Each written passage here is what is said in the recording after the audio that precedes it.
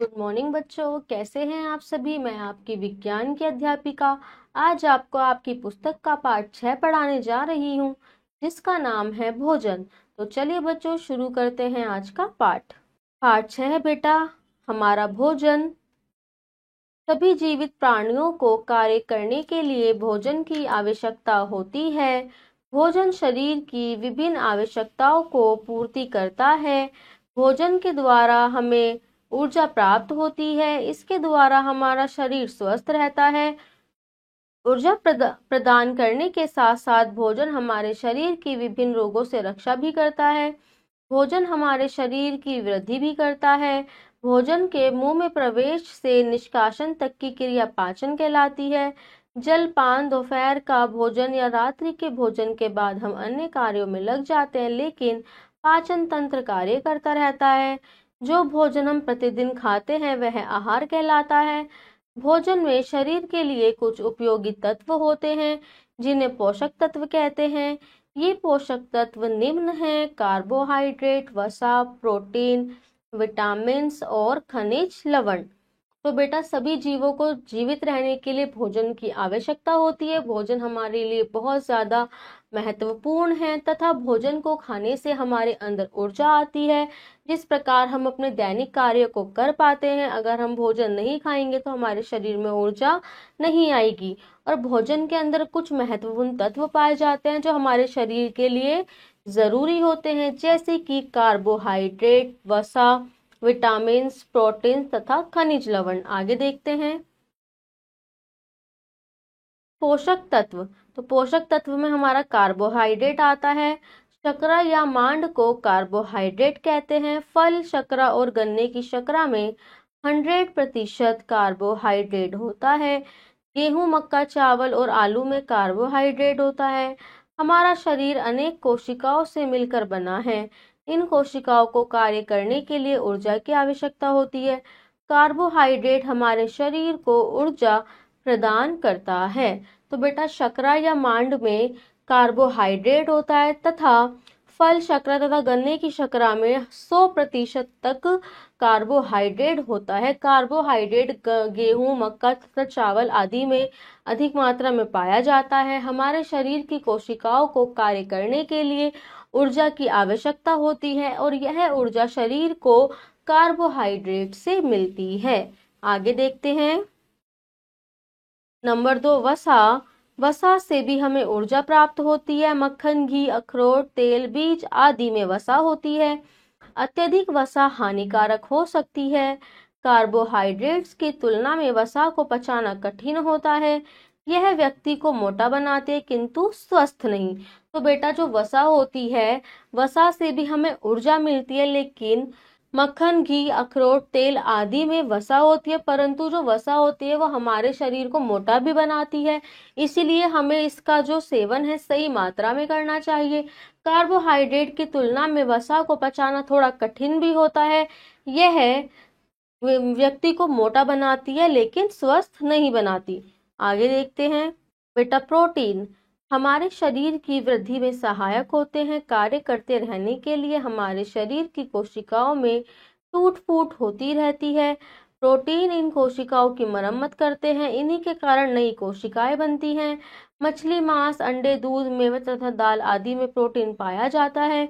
बड़ों की अपेक्षा बढ़ते हुए बच्चों को प्रोटीन वाले भोजन की अधिक आवश्यकता होती है, क्योंकि प्रोटीन से उनके शरीर का निर्माण होता है। तो प्रोटीन बेटा हमारे शरीर में वृद्धि का कार्य करता है। प्रोटीन से हमारे शरीर में होने वाली कोशिकाओं की टूट फूट की मरम्मत होती है तथा यह हमारे शरीर को मजबूत बनाता है।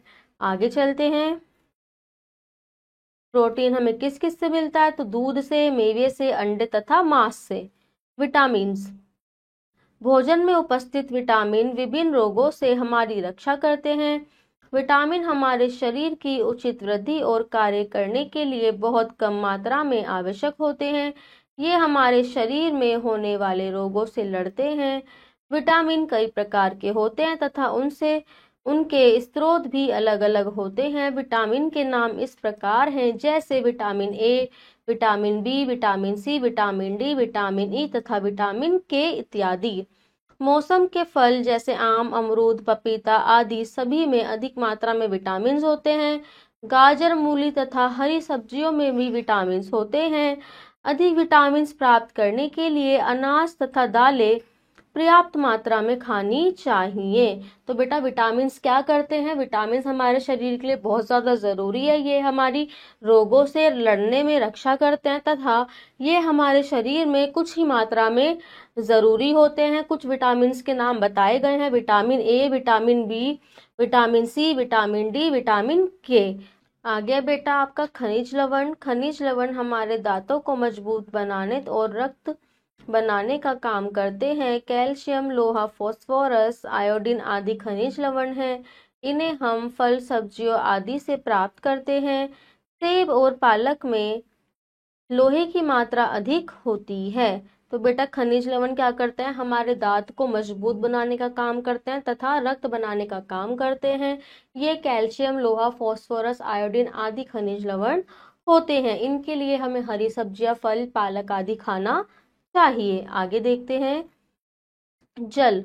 शरीर में जितनी भी क्रियाएं होती हैं उन सभी में जल आवश्यक होता है। हमें एक दिन में 7 या 8 लीटर पानी अवश्य पीना चाहिए। जल शरीर के ताप को नियंत्रित करता है।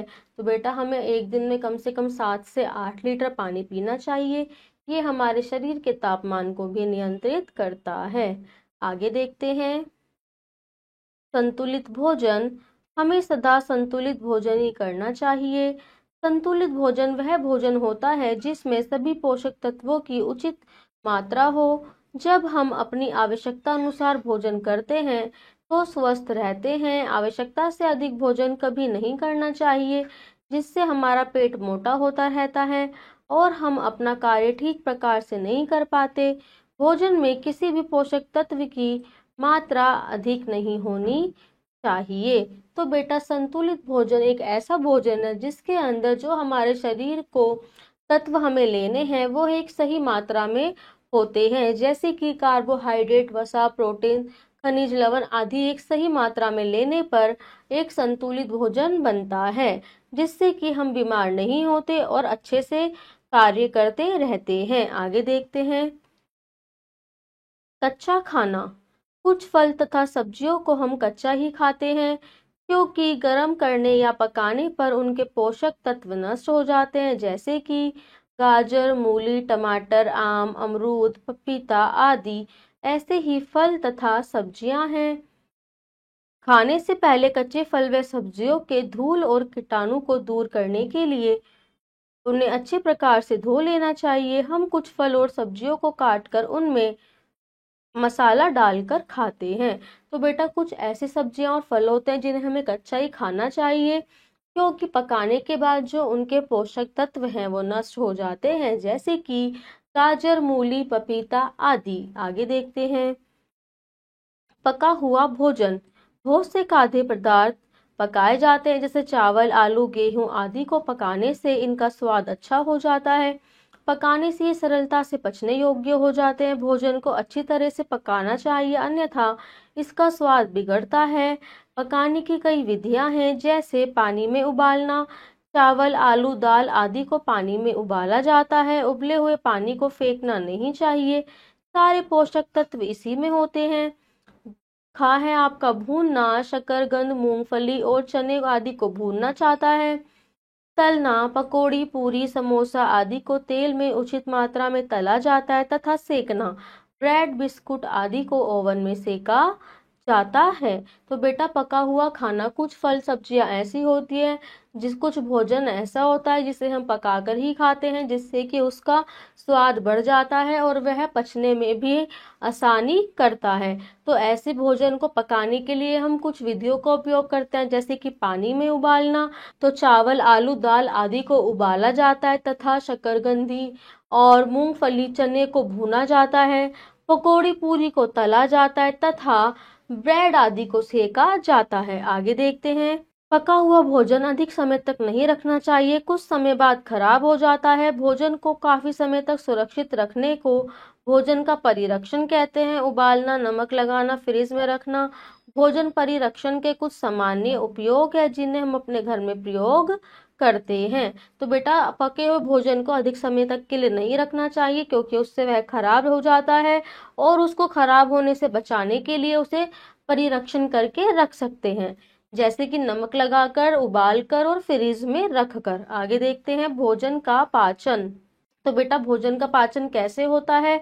भोजन का पाचन और रक्त के द्वारा इसका अवशोषण अति आवश्यक है। शरीर में भोजन का छोटे छोटे कणों में टूट जाना पाचन क्रिया कहलाती है। दांतों से भोजन को चबाने पर मुंह से लार निकलकर इसमें मिलती है और भोजन को शर्करा में बदल देती है। चबाया हुआ भोजन अमाशय में पहुंचता है। अमाशय पाचक रस और अम्ल भोजन में छोड़ता है। यहाँ से भोजन छोटी आंत में जाता है। इस समय इसमें यकृत और पित्त से अग्नाशय रस आकर मिलते हैं। यहाँ से भोजन रक्त के साथ शरीर की प्रत्येक कोशिका में पहुंच जाता है। इसके बाद बिना पचा भोजन बड़ी आंत में पहुंचता है। बड़ी आंत इसमें से पानी सोख लेती है और गुर्दे में भोजन देती है। शेष बेकार पदार्थ मल द्वारा शरीर से बाहर निकाल दिए जाते हैं। तो बेटा, भोजन का पाचन क्या होता है? जब हम खाने को खाते हैं तो खाना छोटे छोटे टुकड़ों में टूट जाता है और शरीर की जो लार होती है वह उसमें मिलकर उसे हमारे को निगलने में सहायता करती है, तथा भोजन चबाने के बाद हमारे पेट के अंदर पहुंचता है और पेट उसको छोटी आंत में पहुंचा देता है। जो अच्छा भोजन होता है, पोषक तत्व होते हैं, उनको छोटी आंत द्वारा अवशोषित कर लिया जाता है और अपचे हुए भोजन को बड़ी आंत में भेज दिया जाता है, तथा बड़ी आंत में भेज दिया जाने के बाद जो भोजन जरूरी होता है उसको शरीर के प्रत्येक भाग के रूप में पहुंचा दिया जाता है और बाकी बेकार अशुद्ध पदार्थों को मल के रूप में शरीर से बाहर निकाल दिया जाता है। आगे चलते हैं। हमारे दांत हमारे चेहरे को आकृति प्रदान करते हैं। दांतों से हम भोजन को पचाने के लिए उसको छोटे छोटे टुकड़ों में तोड़ लेते हैं। मानव के जीवन में 2 बार दांत आते हैं। नवजात शिशु के 6 महीने के बाद से दांत निकलना शुरू हो जाते हैं। जब बच्चा 3 वर्ष का हो जाता है तो उसके 28 दांत आ जाते हैं, जिन्हें दूध के दांत कहते हैं, तथा 10 वर्ष की अवस्था तक ये दांत टूट जाते हैं। इसके बाद नए दांत उगते हैं। इनकी संख्या 32 होती है। 16 दांत ऊपर वाले जबड़े में तथा 16 दांत नीचे वाले जबड़े में होते हैं। तो बेटा, दांत क्या करते हैं? हमारे मुंह को हमारे एक आकृति प्रदान करते हैं, जिससे हमारा चेहरा उभरा हुआ दिखाई देता है। हमारे जीवन काल में 2 बार दांत आते हैं, जिसको दूध के दांत तथा स्थायी दांत कहा जाता है। जो दूध के दांत होते हैं वो टूट जाते हैं और अस्थायी दांत दूध के दांत टूटने के बाद निकलते हैं। आगे चलते हैं। हमारे सभी दांत एक समान नहीं होते, ये 4 भागों में विभाजित हैं। पहला है आपका कृंदक। प्रत्येक जबड़े में 4 दांत होते हैं। इनका उपयोग भोज्य पदार्थ को काटने में किया जाता है। रदनक, यह ऊपर और निचले जबड़े में 2 होते हैं। इनका प्रयोग चीरने में किया जाता है। अग्र चवर्णक, इनकी संख्या प्रत्येक जबड़े में 4 होती है। इनका कार्य भोजन को तोड़ना है। तथा चवर्णक, इनकी संख्या प्रत्येक जबड़े में 6 होती है। ये भोजन को पीसते हैं तथा दांत बच्चों में नहीं होते। तो बेटा, 4 प्रकार के दांत बताए हैं यहाँ पे, कृंदक, रदनक, अग्र चवर्णक और चवर्णक। जो कृंदक है वो काटने का कार्य करते हैं, जो रदनक है वो चीरने का करते हैं, तथा अग्र चवर्णक दांत पदार्थों को तोड़ने का कार्य करते हैं और चवर्णक दांत भोजन को पीसते हैं, तथा ये बच्चों में नहीं पाए जाते। आगे चलते हैं। दांतों की सुरक्षा। तो बेटा, कभी कभी हम अपने दांतों की देखभाल नहीं करते तो उनमें से सड़न पैदा हो जाती है। ये सड़न उनमें कीड़े लगने की वजह से होती है। इस प्रकार मसूड़े कमजोर होते जाते हैं और दांत गिरने लगते हैं। इन पर जीवाणु भी हमला कर सकते हैं। ये जीवाणु मुंह के द्वारा पेट में भी जा सकते हैं, जिनसे हमारा स्वास्थ्य खराब हो सकता है। अतः इनकी निम्न प्रकार से सुरक्षा करनी चाहिए। नंबर 1, अत्यधिक मिठाई एवं चॉकलेट नहीं खानी चाहिए। रोजाना कम से कम दांतों को 2 बार ब्रश करना चाहिए। भोजन संतुलित होना चाहिए। अगर हमारे दांतों में थोड़ी सी भी समस्या आती है तो हमको तुरंत दंत चिकित्सक से सलाह लेनी चाहिए। भोजन खाने के तुरंत बाद पानी से अच्छी प्रकार से कुल्ला करना चाहिए। तो बेटा कभी कभी हम अपने दांतों की सुरक्षा नहीं करते, जिसके कारण उसमें कीड़े लग जाते हैं और सड़न पैदा हो जाती है और वह हमारे लिए हानिकारक हो जाते हैं। इसीलिए हमें अपने दांतों की देखभाल अच्छे प्रकार से करनी चाहिए। उसके लिए हमें ज्यादा मात्रा में मिठाइयाँ या चॉकलेट्स नहीं खानी चाहिए। कम से कम दिन में 2 बार ब्रश करना चाहिए। कुछ भी खाने के बाद कुल्ला करना चाहिए। और अगर थोड़ी सी भी समस्या हमें अपने दांतों में दिखती है तो हमें डॉक्टर को दिखाना चाहिए। तो आगे देखते हैं बेटा हमने इस पाठ में क्या सीखा। तो हमने सीखा भोजन शरीर की विभिन्न आवश्यकताओं की पूर्ति करता है। भोजन के मुंह में प्रवेश से निष्कासन तक की प्रक्रिया पाचन कहलाती है। वसा से हमें ऊर्जा प्राप्त होती है। प्रोटीन शरीर की वृद्धि के लिए आवश्यक होता है। भोजन के पाचन से हमारे मुख, आमाशय और छोटी आंत के पाचक रस सहायक होते हैं। दांत हमारे चेहरों को उचित आकृति प्रदान करते हैं। मानव के अपने जीवन में 2 बार दांत निकलते हैं। आगे देखते हैं बेटा, चलो इस पाठ का अभ्यास शुरू करते हैं। तो आइए देखते हैं प्रश्न का सही उत्तर के सामने सही का निशान लगाइए। नंबर 1, भोजन में शरीर के लिए उपयोगी तत्वों को कहा जाता है ऊर्जा, पोषक तत्व या वसा। तो पोषक तत्व। नंबर 2, सेब व पालक में किस खनिज लवण की मात्रा अधिक होती है। तो बेटा सेब व पालक में लोहे की मात्रा अधिक होती है। शरीर की वृद्धि के लिए आवश्यक पोषक तत्व है वसा, प्रोटीन या विटामिन। तो बेटा प्रोटीन। नवजात शिशु को कितने माह के बाद दांत निकलने शुरू होते हैं या आरंभ होते हैं? 6 महीने के बाद। मनुष्य के दांत कितने प्रकार के होते हैं? तो बेटा मनुष्य के दांत 4 प्रकार के होते हैं। आगे देखते हैं प्रश्न खा, रिक्त स्थानों की पूर्ति उचित शब्दों द्वारा कीजिए। नंबर 1, शकरा या मांड को कार्बोहाइड्रेट कहते हैं।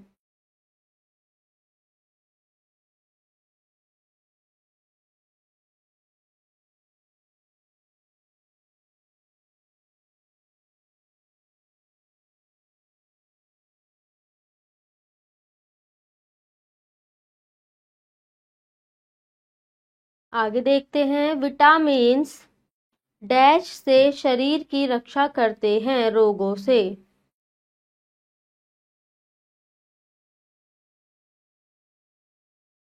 हमें सदैव संतुलित भोजन करना चाहिए।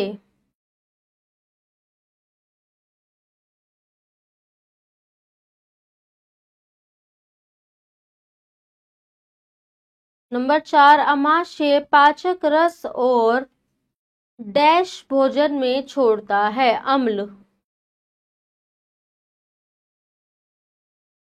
मानव के जीवन में 2 बार दांत आते हैं। आगे देखते हैं प्रश्न का सही कथन के सामने सही तथा गलत के सामने गलत का निशान लगाइए। नंबर 1, वसा शरीर की वृद्धि के लिए आवश्यक है। गलत। जल शरीर के ताप को नियंत्रित करता है। सही। दांत हमारे चेहरे को आकृति प्रदान करते हैं। सही। हमें अधिक मिठाइयाँ खानी चाहिए। गलत। प्रोटीन शरीर की वृद्धि के लिए आवश्यक है। सही। प्रश्न घ तथा क्रियाकलाप। तो बेटा इन दोनों ही प्रश्नों को आप स्वयं के द्वारा घर पर करेंगे। तो ये पाठ बेटा आपका यहाँ पे समाप्त होता है। मैं आशा करती हूँ आपको अच्छे से ये पाठ समझ आया होगा। तो चलिए बच्चों मिलते हैं अपनी नेक्स्ट वीडियो में। तब तक के लिए आप लोग खुश रहिए, पढ़ते रहिए, स्वस्थ रहिए। धन्यवाद।